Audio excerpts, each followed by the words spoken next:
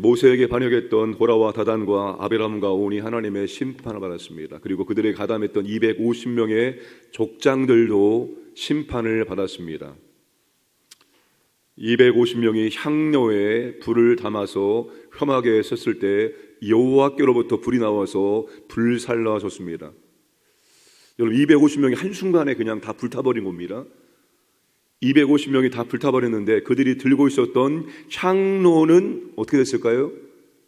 그 자리에 불타고 있었겠죠. 향을 담아서 하나님께 올려드리려고 했으니까요. 하나님께서 뭐라고 명령하십니까? 타다 남은 불은 다른 곳에 사람들이 근접할 수 없는, 훼손할 수 없는 곳에 쏟아 버리고, 이 놋 향로는 어떻게 하라고 말씀하십니까? 이 말씀을 보시면 좀 재미있는 말씀이 나오고 있습니다. 37절에 너는 제사장 아론의 아들 엘리아살에게 명령하여 붙는 불 가운데에서 향로를 가져다가 그 불을 다른 곳에 쏟으라. 그 향로는 거룩함이니라. 사람들은 범죄하여 그들의 생명을 스스로 해하였거니와 그들이 향로를 여호와 앞에 드렸으므로 그 향로가 거룩하게 되었나니. 그 향로를 쳐서 제단을 쌓는 철판을 만들라. 이스라엘 자손에게 표가 되리라 하신지라. 여호와 앞에 드린 향로를 하나님이 어떻게 했습니까? 거룩하게 되었다라고 말씀을 하고 있습니다. 그들이 분명히 제사장 외에는 할 수 없었던 향로에 불을 담아서 드렸습니다. 그 자체는 하나님이 제사장에게만 맡긴 것입니다. 그들이 해서는 안 되는 일입니다. 그래서 그들은 심판받았습니다.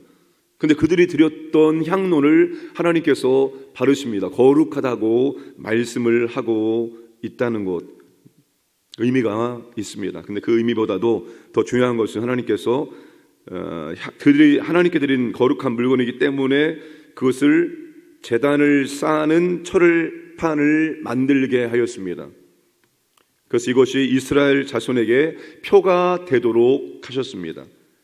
자, 그걸 볼 때마다 백성들이 무엇을 기억할 수 있을까요? 39절, 40절 보시면 40절에 이스라엘 자손의 기념물이 되게 하였으니 이는 아론 자손이 아닌 다른 사람은 여호와 앞에 분향하러 가까이 오지 못하게 함이며 또 고라와 그의 무리와 같이 되지 않게 하기 위함이라.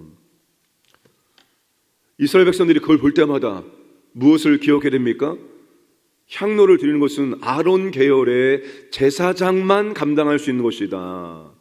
만약 그것을 어길 경우에는 하나님의 심판이 임하게 된다는 것을, 그것을 볼 때마다 기억을 해야 한다는 것입니다. 여러분, 구약에서 하나님께서 한 가지 금한 것은 자신의 형상을 절대로 만들지 말도록 하십니다. 어떠한 형상도, 하나님에 대한 어떠한 형상도 만드는 걸 금지했습니다. 그런데 하나님께서 무엇을 허락하십니까? 기념물을 만들어서 하나님의 은혜이든지 하나님의 역사를 기억하도록 허용을 하셨다는 것입니다. 여러분, 눈에 보이는 기념물을 만들어서 하나님의 은혜, 하나님의 역사를 기억하고 교육하도록 말씀을 하셨습니다. 그 구약에 보시면 많은 기념물들이 나오는 것을 확인할 수가 있습니다. 그럼 오늘날 어떨까요? 오늘날도 여러분 기념물을 만들어서 실물 교육을 시켜야 될까요? 아니면 오늘날은 신약시대니까 절대로 어떠한 기념물도 만들지 말라.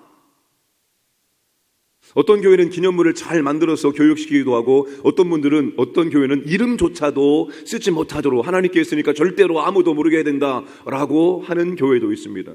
근데 여러분 성경적으로 보면은 뭐가 더 옳으십니까? 기념물을 만들어서 실물 교육을 시키고 기억하도록 하는 것이 더 성경적입니다. 이번에 강경에 갔을 때 강경은 여러분 정말 너무나 중요한 지역입니다. 반드시 세 교회를 방문하셔야 됩니다. 병촌 성결교회 순교자 기념관, 강경 제1감리교회 근대 역사 박물관, 강경 성결교회 신사참배 반대운동 기념관. 강경 성결교회가 우리나라 처음으로 신사참배를 반대했던 곳입니다. 여러분, 이런 곳에 가서 그런 것들을 보면은 훨씬 더 신앙이 새롭게 되어집니다. 하나님의 은혜가 얼마나 생생한지를 기억할 수 있고 우리가 어떠한 신앙생활을 해야 되는지 다시 한번 도전받고 결단할 수 있습니다. 그런 게 전혀 없다. 신앙교육이 더 힘듭니다. 기독신문의 역사기획으로 우리나라 15군데 지역의 순교지를 한번 연재했던 적이 있었습니다. 제가 그걸 다 모아놓고 있습니다. 좀 한번 국내 순교지 방문해서 좀 그런 프로그램을 좀 만들어서 함께 했으면 좋겠다는 마음이 있습니다. 우리가 터키나 그리스나 이스라엘 성지순례 너무나 중요하지만 우리나라 성지순례도 굉장히 중요합니다. 그런 좀 프로그램을 만들어가지고 국내 순교지 방문 이런 걸 한번 하면 여러분 정말로 믿음이 새롭게 되어지고 정말 하나님의 은혜가 얼마나 큰지를 우리가 다시 한번 기억할 수가 있습니다. 언젠가 그 프로그램 만들어서 한번 할 예정이니까 제가 만들 때 여러분 적극적으로 동참해 주시기 바랍니다. 아멘 하신 분들은 하나님께 할 수 있는 시간과 물질과 은혜와 건강과 모든 것을 주실지어다. 이럴 때 또 아멘 하세요. 또 고라와 다단과 아비람과 그들의 반역에 가담했던 모든 사람들이 하나님의 심판으로 죽는 것을 모든 백성들이 두 눈으로 똑똑히 보면은 어떻게 하는 것이 정상적입니까? 우리가 죄를 범했구나. 회개해야죠. 회개하고 다시는 이런 일이 없도록 우리가 잘해야 되겠다. 이런 결단이 있어야 될 텐데 오히려 이스라엘 백성은 어떻게 나옵니까? 정반대로 나옵니다. 정반대. 41절과 42절 말씀 보시면 고라와 다단과 아비람과 250명의 족장들이 죽은 것은 모세와 아론 때문이다. 너희들이 이 사람들 죽였다라고 또다시 모세와 아론을 죽이려고 일어납니다. 여러분, 그들이 죽은 이유는 뭡니까? 하나님을 멸시하고 애굽에서 하나님의 구원을 가볍게 여겼기 때문에 하나님이 하지 말라는 것을 했기 때문에 그들의 범죄로 말미암아서 심판당해 죽였는데 그 모든 책임을 지금 누구한테? 모세와 아론에게 전가시키고 있습니다. 너희들 때문에 하나님의 심판으로 이 사람들이 죽었다라고 말하면서 모세와 아론을 죽이려고 일어납니다. 여러분, 우리가 어떤 문제가 발생했을 때 가장 먼저 그 문제의 원인을 누구에게 찾아야 됩니까? 저 사람 때문이야? 이것 때문이야? 저것 때문이야를 말하기 전에 그 문제의 원인이 나에게 있다라고 생각하고 먼저 나를 점검해야지 남 탓, 다른 것을 탓해서는 안 된다는 것입니다. 이스라엘 백성들은 뻔히 자기들의 범죄로 말미암아 하나님의 심판이 임했음에도 불구하고 자기들의 죄를 찾지 아니하고 모세와 아론을 원망하고 또다시 모세와 아론에게 전가하고 그들을 죽이려고 일어나고 있다는 것입니다. 이때 하나님께서 백성들의 원망을 들으시고 순식간에 나타나셔서 내가 이들을 다 멸하리라 말씀을 하십니다. 그때 모세와 아론이 하나님께 엎드려줍니다. 제가 이 민수기를 담임 목사의 관점으로 보면서 새롭게 깨닫게 되어지는 것이 있습니다. 정말로 교회의 지도자 한 사람이 얼마나 중요한지를 깨닫게 되어집니다. 그 교회가 사느냐 죽느냐가 그 지도자 한 사람에게 달려있다고 해도 틀리지 않습니다. 여러분, 민수기의 패턴이 뭡니까?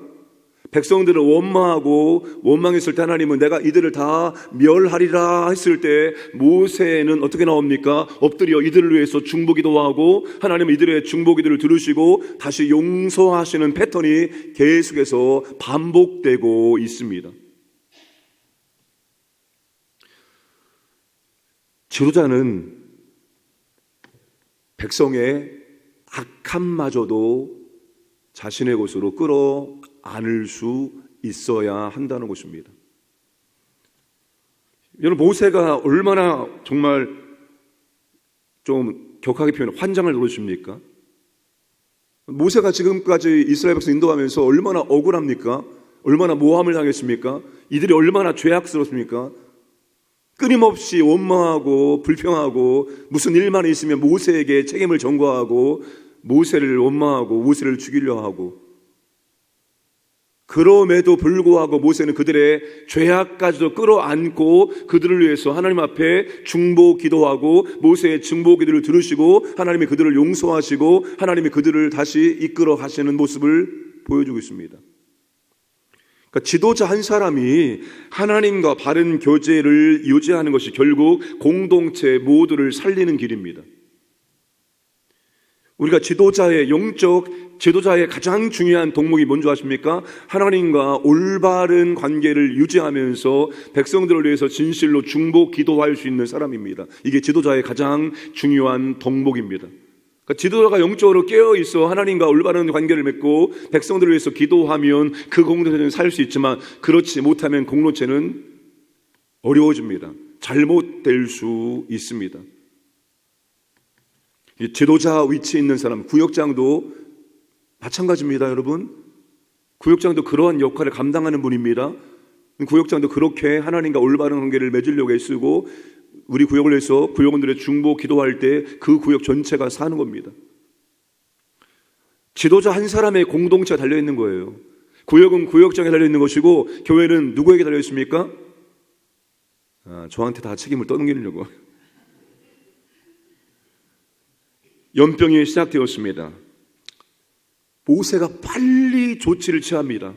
백성을 위하여 향로에 향을 담고 불을 붙여 백성을 위해 빨리 속죄 제사를 이렇게 드려라.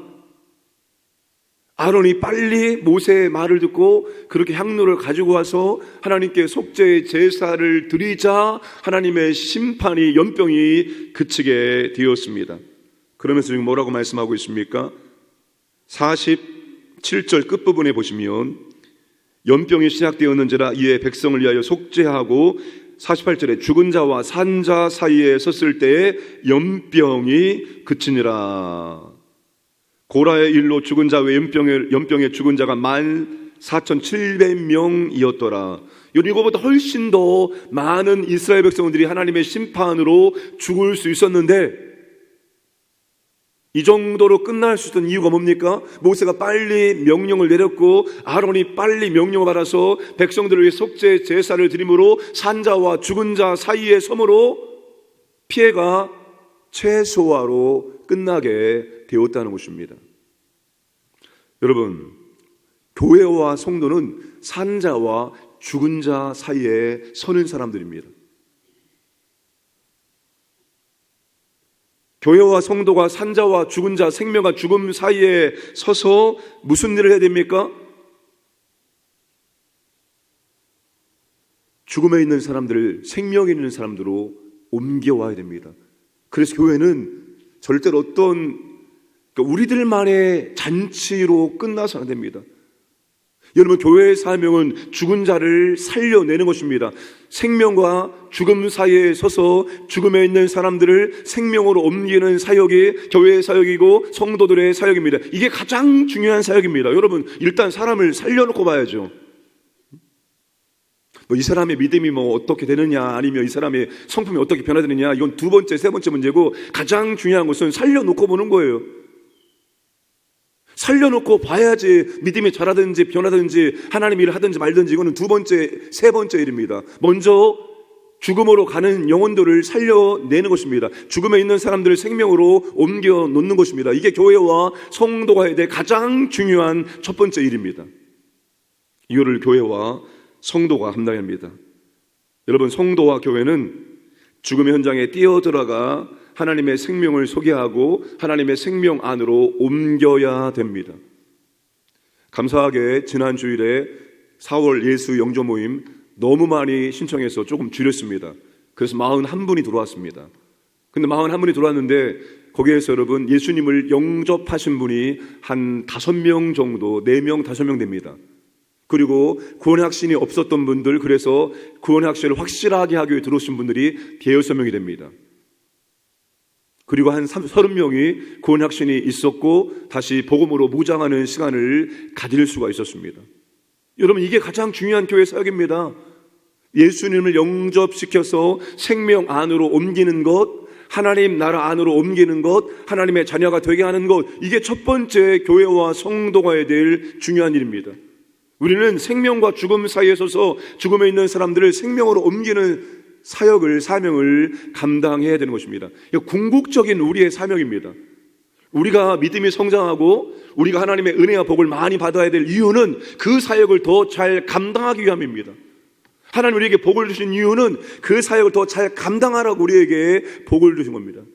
생명과 죽음 사이에 서서 죽음에 있는 영혼들을 생명으로 옮기는 귀한 복된 사역을 감당하는 우리 모두, 우리 교회가 되기를 주님의 이름으로 축복합니다. 아버지 하나님 감사드립니다. 오늘 또 우리에게 생명을 허락하시고 우리에게 하루의 첫 시간 아버지의 말씀으로 아버지를 만나고 기도할 수 있는 은혜 주심을 진심으로 감사드립니다. 하나님의 은혜를, 하나님의 역사를 우리가 잊지 않도록 은혜를 주시고, 우리가 아버지 하나님 어떤 문제가 발생했을 때 환경 탓, 남 탓하지 않게 하시고 자신의 문제를, 자신을 먼저 돌아볼 수 있도록, 하나님과의 관계가 올바른지 돌아볼 수 있도록 은혜를 베풀어 주옵소서. 우리가 생명과 죽음 사이에 서서 죽음에 있는 자들을 생명으로 옮기는 복된 사역을 감당할 수 있도록 은혜를 베풀어 주옵소서. 아버지 하나님, 우리 대한민국, 하나님 자유 대한민국 만들어 주셔서 감사드립니다. 이것을 끝까지 지킬 수 있도록 은혜를 베풀어 주시고, 이 나라 아버지 하나님 악한 세력들로부터